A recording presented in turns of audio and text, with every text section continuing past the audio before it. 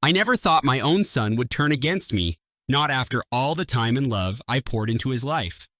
My name is Daniel, and I'm 40 years old.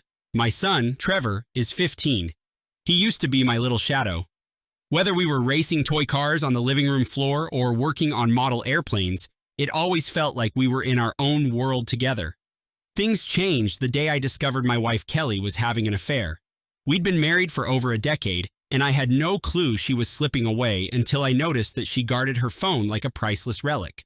When I confronted her, she tried to dodge the truth with vague excuses. Only after I showed her the phone bills and the messages did she finally admit it. She said I was boring and that she needed more excitement. It felt like someone had yanked my heart out of my chest. I filed for divorce, hoping to end things quickly to avoid an ugly fight. We lived in a region that favors mothers in custody arrangements, so the court granted Kelly primary custody of Trevor. I got visitation every other weekend and a month in the summer. I tried to be civil, but Kelly was livid about my refusal to work things out. She tried to spin the divorce as if I'd just abandoned her over a minor mistake. She never told Trevor the truth. Instead, she lied about why I left, painting me as a cold-hearted villain who'd turned his back on his family for no good reason. I never wanted to poison Trevor's mind with ugly details about his mother. I held back, thinking I could protect him from the full truth. I convinced myself that he'd see reason when he got older, that he'd realize there must be more to the story. But Kelly was relentless. She told him I'd never loved her enough to fight for our marriage. She told him I was too selfish to care about the family's needs. Every time I picked him up for a visit, I sensed his resentment. He was polite at first, but as the months passed, he barely spoke to me. Eventually, he refused to come over, and Kelly told me he didn't want anything to do with me. I remember one birthday in particular. Trevor had turned 14, and I wanted to surprise him. Kelly made it clear I wasn't invited to any celebration. She said he didn't want me there at all. It broke my heart. Even so, I tried sending a gift through my parents, hoping it might bridge the gap. Later, I discovered Trevor never received it. My mom told me he'd looked confused when she asked how he liked my present. It was obvious Kelly had intercepted it. But what stung more was Trevor's seemingly genuine belief that I'd never bothered to send anything in the first place. Over time, my frustration grew.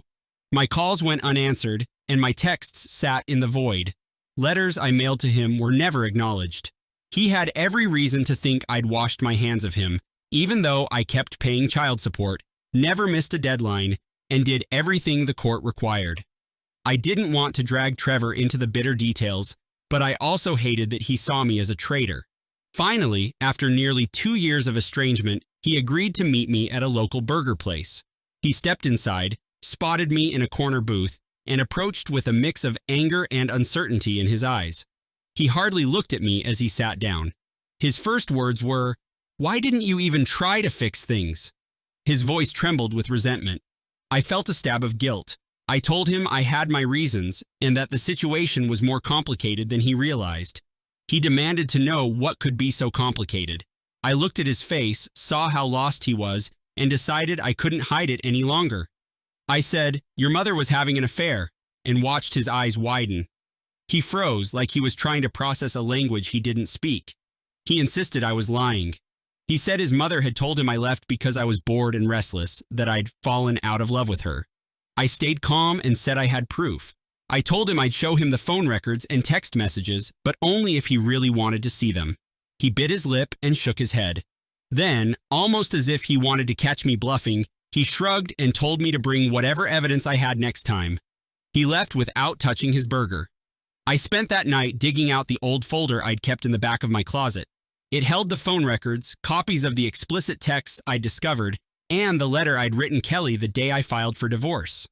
The letter described my heartbreak, how I felt utterly betrayed, and how I couldn't live with someone who never once apologized. I remember writing that I was doing my best to remain civil for Trevor's sake, yet Kelly still accused me of leaving her over nothing. When Trevor finally agreed to see me again, we met at the same place. I slid the folder across the table. He stared at it for a long moment before flipping it open. I watched his eyes move back and forth, scanning the texts, phone calls, timestamps, the works. He didn't speak. When he reached the letter, he read it twice, his breathing shallow. Finally, he looked up, tears brimming, and whispered, "She never told me any of this." He sounded more hurt than angry. I told him I was sorry I hadn't been honest sooner. I explained that I was trying to spare him pain. He let out a shaky exhale and asked if it was true that Kelly never once tried to reconcile. I said it was. He wanted to know if she'd apologized. I told him she never did, only blamed me for not being interesting enough. He sank back into his seat, silent for a long time. Eventually, he stood up, said, "I need time to think," and walked out. I worried he might never speak to me again. A few days later, he sent me a text. He apologized for being cold all these years and asked if I had more evidence. I scanned the folder's contents into a PDF and emailed them to him. I didn't hear back for a while, but then my phone buzzed one evening. It was Trevor, asking if he could come over. I was so relieved. I told him I'd pick him up wherever he wanted. He chose to meet in front of an old bookstore near Kelly's place. He hopped into my car, and we drove in silence until we reached my apartment. That night, he asked me to describe the day I confronted Kelly. I recalled how I'd calmly shown her the texts, how she'd shifted blame onto me, calling me distant and overly focused on work. Trevor's jaw tightened when I said she never once admitted she was wrong, never once asked me to reconsider. He asked me why I hadn't demanded custody if she was the one who broke our family. I explained that the court system usually favors the mother, especially if the kid is used to living with her. I told him I never wanted a vicious custody battle because I couldn't bear to see him dragged through that. I wanted him to have as much stability as possible, so I compromised. He stayed the night and opened up about how Kelly had told him I was stingy with money, never gave emotional support, and barely paid attention to him. He said he believed it because she showed him no letters, no gifts, no calls. He assumed I just never sent them. I told him the truth. I sent birthday cards every year, along with gifts through his grandparents. Kelly must have intercepted them. His hands shook as he realized how many lies he'd been fed. When I drove him back to Kelly's the next day, he hugged me goodbye. I noticed he clenched his jaw before stepping out of the car, like he was bracing for a fight. Sure enough, he told me later that Kelly bombarded him with questions and tried to guilt trip him. She denied everything, insisting I was a master manipulator. Trevor didn't believe her. He started spending more time at my place, sometimes the whole weekend. Kelly lashed out, sending me angry texts accusing me of turning Trevor against her. She threatened court action again, which sounded absurd because all Trevor wanted was to hear the truth. Eventually, I'd had enough of her threats. I contacted my lawyer about revisiting custody. Trevor was old enough to express his preference. We compiled evidence of parental alienation, the intercepted gifts, the texts where she explicitly told me Trevor hated me, and her manipulative messages blaming me for everything. We filed a petition to modify custody on the grounds that Kelly was undermining my parental relationship. Kelly, of course, tried to spin a story that I was manipulating Trevor to hate her, but Trevor was ready to speak on my behalf. When we went to court, Trevor testified about how his mother lied to him for years, how she hid the truth behind the divorce, and how she deliberately kept him from having any contact with me. I also showed the judge copies of the threatening messages Kelly sent, which made her look unhinged. She kept insisting that I was lying, but she had nothing to support her claims. The court ruled in my favor, giving me primary custody. Kelly was granted supervised visitation until she could prove she was willing to co-parent without manipulation.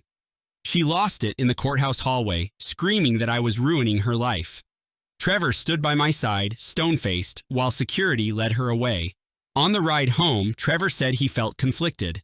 Part of him still loved Kelly. I told him that was normal. She's his mother, and love doesn't disappear overnight. But I also told him he had every right to be angry. I admitted that I was still angry, not just about the affair, but about the damage she did to our relationship. I had no intention of forgiving her. She had taken our son's trust in me and shattered it for her own convenience. I'd spent years aching for the boy who used to idolize me. Now he finally understood my side, and we both saw the cost of her deceit. Kelly's reaction was predictable. She called, leaving voicemails accusing me of stealing her son. She wrote long messages trying to convince Trevor that she was the victim. Sometimes he'd read them out loud to me, shaking his head at the level of manipulation. He told her repeatedly that he needed time and space to process the lies she had told. She refused to accept that answer, so Trevor blocked her number for a while. The court-appointed supervisor also documented her attempts to turn him against me during their visits. All this time, I held on to a simmering rage. I thought about how she'd humiliated me with her affair, how she'd lied to Trevor about my character, and how she'd never shown an ounce of genuine remorse. Then I remembered her affair partner. He was married too. For a long time, I considered it none of my business to contact his wife. I believed that stooping to that level might just create more drama. But after watching Trevor suffer so much, I decided I wasn't going to let that man walk away unscathed. He'd made his choices, just like Kelly did. I found his wife on social media. She had pictures of them together, smiling in a way that made me sick to my stomach. It looked so familiar, like the facade Kelly and I once had. I messaged her saying that her husband had been involved with my ex-wife. I attached some of the texts and phone records. I didn't embellish anything. I let the evidence speak for itself. She responded politely, said she wasn't entirely surprised, and thanked me for sending the proof. She told me she'd handle it on her end and wished me luck. That was the last I heard from her. I could only assume the fallout rocked his marriage the way it rocked mine. After the custody ruling, Kelly's life went downhill. Word spread at her workplace that she'd lied in court. Projects she was leading were reassigned. Her professional reputation took a hit.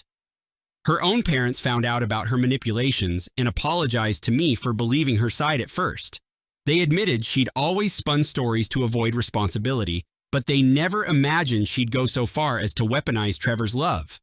They still tried to maintain a relationship with her, but I could tell even they were keeping a distance. Trevor started therapy. At first, he was hesitant, but the counselor helped him process his confusion, anger, and lingering sadness. It wasn't easy for him to reconcile the mother he'd grown up with and the lying manipulator he was now seeing. At one point, he asked me if he was allowed to forgive her. I said that decision was his alone. I told him I wouldn't hold it against him if he chose to give her another chance. But he said he wasn't ready. He said he felt betrayed and needed more time. I supported whatever path he chose. One day, Trevor surprised me by asking if we could meet Kelly together in a neutral setting. We arranged a supervised session at the counselor's office. Kelly sobbed, telling him she was sorry for how things turned out. Trevor remained composed, asking her why she lied for so long. She tried to blame stress, tried to claim she'd worried about losing him, but her excuses rang hollow. At the end, Trevor told her, "I don't hate you, but I can't trust you."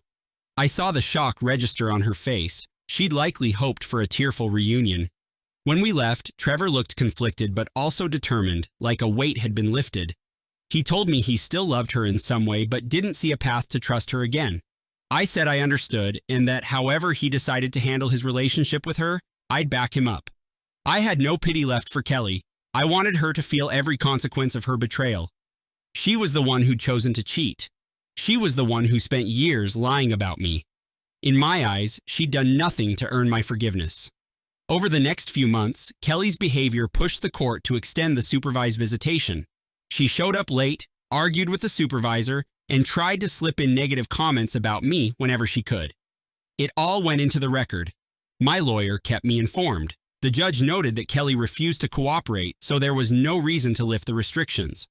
Her rants on social media only made her look more unstable. She posted long tirades about how I stole Trevor, accusing me of turning him into a heartless traitor. People who knew the real story started calling her out. Some unfriended her. She found herself increasingly isolated. Meanwhile, Trevor thrived. He made new friends, improved his grades, and joined the school track team. He started talking about colleges he wanted to visit. We spent weekends tinkering with his old model rockets, a nostalgic activity that brought us closer. On one of those Saturdays, he took a break from painting a rocket fin, looked at me, and said, "I'm glad we're finally past all that stuff." I nodded, but I couldn't deny the lingering bitterness. I felt robbed of the years I'd spent as his enemy in his eyes. I refused to let that bitterness consume me entirely, though. My focus remained on being there for Trevor. We formed new routines. We adopted a rescue dog that Trevor named Jazz, and the two of them became inseparable. My parents visited more often, thrilled to have their grandson back in their lives without Kelly blocking access. Trevor got to see the bigger family picture he'd missed. Uncles, aunts, cousins who'd previously been kept at arm's length. He joked about how many people had tried to reach out to him over the years, all while he thought everyone had abandoned him. Kelly continued to beg for unsupervised time with Trevor. She tried to spin new stories about how she'd changed, or how I was controlling the narrative. I never blocked her from communicating with him. The phone lines were open if he wanted to call her, but Trevor often chose not to. He said talking to her still made him anxious. He couldn't forgive the way she twisted his view of me. He told me that if she had just admitted she was wrong, things might have been different. Once, he asked me why I didn't forgive her and move on. I told him forgiveness is a personal choice, and I couldn't force it. I explained that I'd moved on in many ways. I had a new sense of peace, a growing bond with him, and a life free of her deceit. But I had no interest in pretending that what she did was acceptable. She'd gone beyond the single act of cheating. She robbed me of 2 years with my son, years I'd never get back. That wasn't something I was willing to pardon, and I didn't think I owed her any reconciliation. Still, I couldn't deny there was some satisfaction in seeing her world crumble. Her affair partner's marriage likely imploded once his wife learned the truth. Kelly's professional reputation took a dive. Her closest friends distanced themselves, not wanting to be caught in her dramas. Even her family approached me privately to ask for forgiveness for the way they treated me after the divorce. They told me Kelly had fed them the same lies she'd told Trevor. It took time, but eventually they realized I wasn't the monster she'd painted me to be. Trevor found closure by telling Kelly exactly how her actions affected him. He laid it out in a therapy session: the lost birthdays, the bitterness he felt toward me, the alienation from my side of the family. She cried and insisted she never intended for things to go that far. He shook his head and said, "You made the choice. You lied and kept lying." It was brutal, but honest. I felt a surge of grim satisfaction, not because I enjoyed seeing her hurt, but because Trevor finally had the chance to speak his truth. Life gradually settled into a comfortable pattern. With primary custody, I helped Trevor navigate school projects, watched him excel in athletics, and cheered him on at every meet.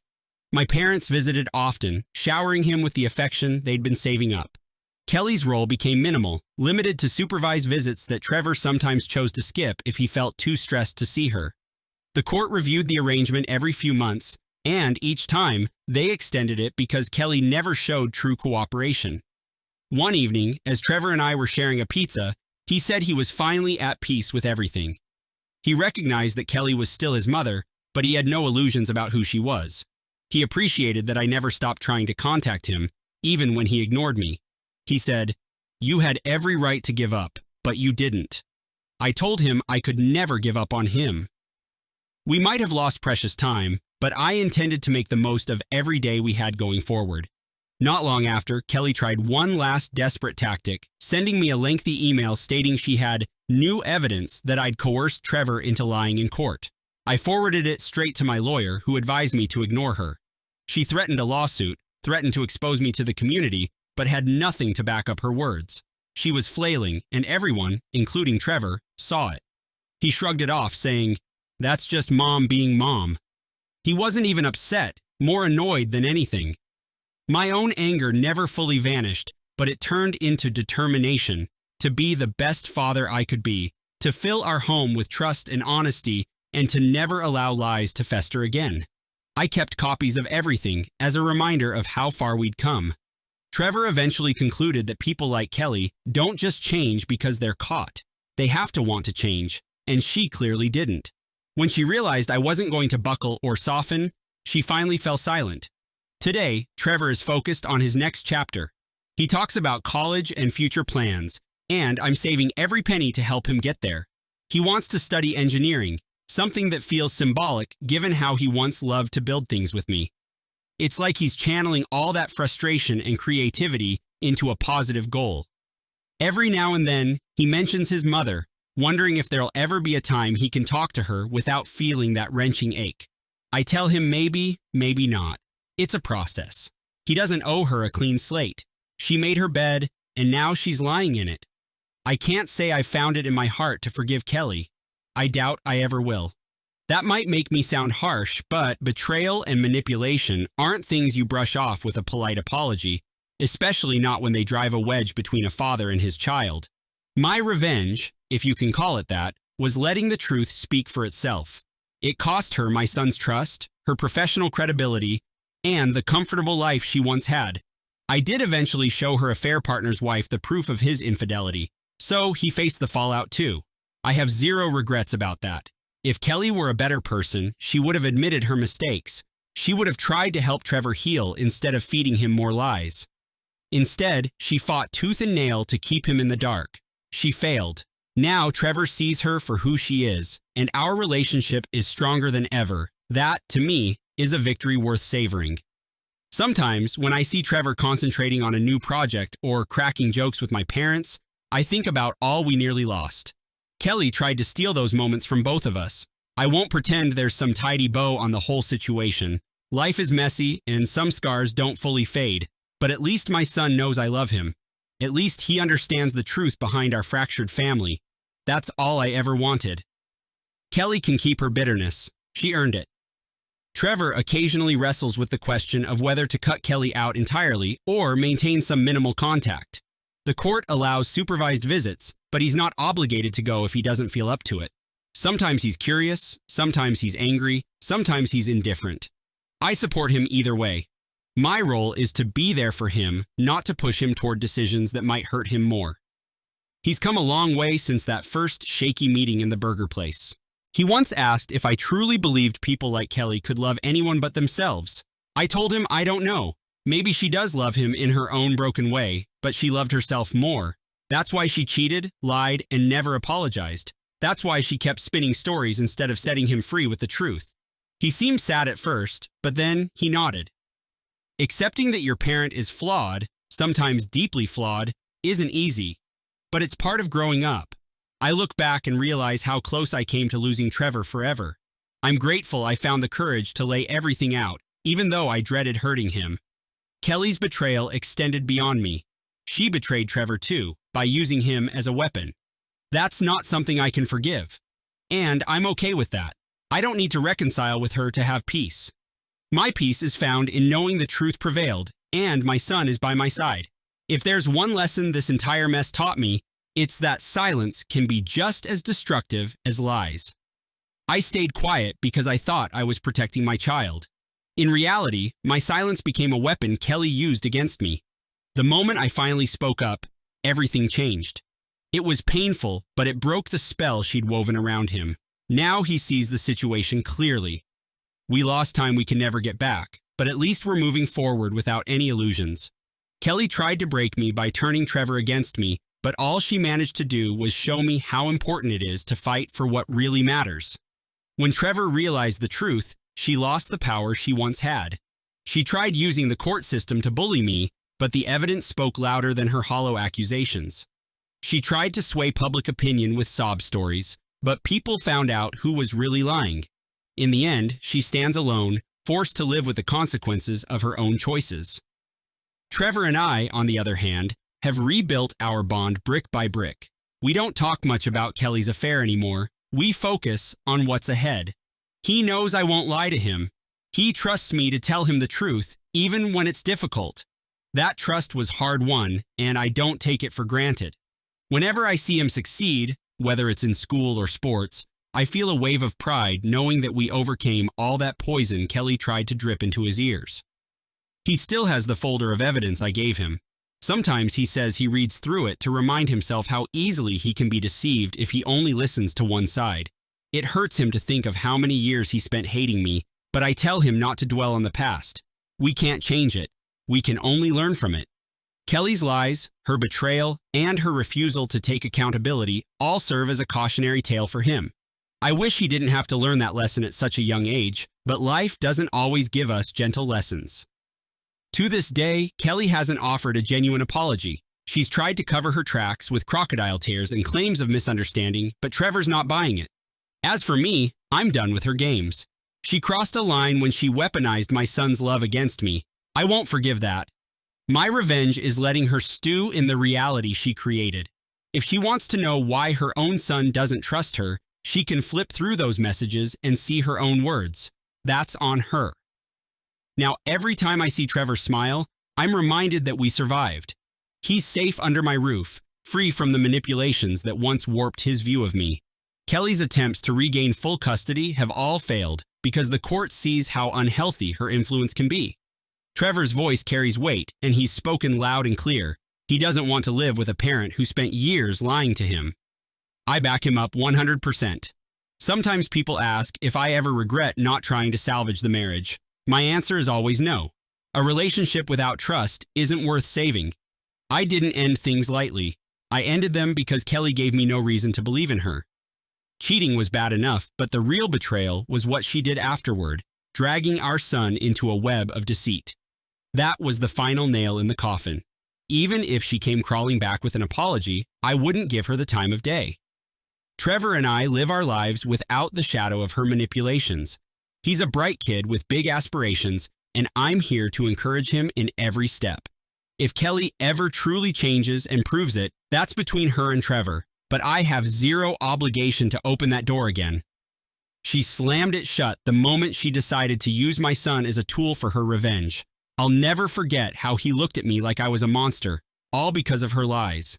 Some wounds run too deep to heal with a few empty words. I don't believe in forgiving someone who's never shown true remorse.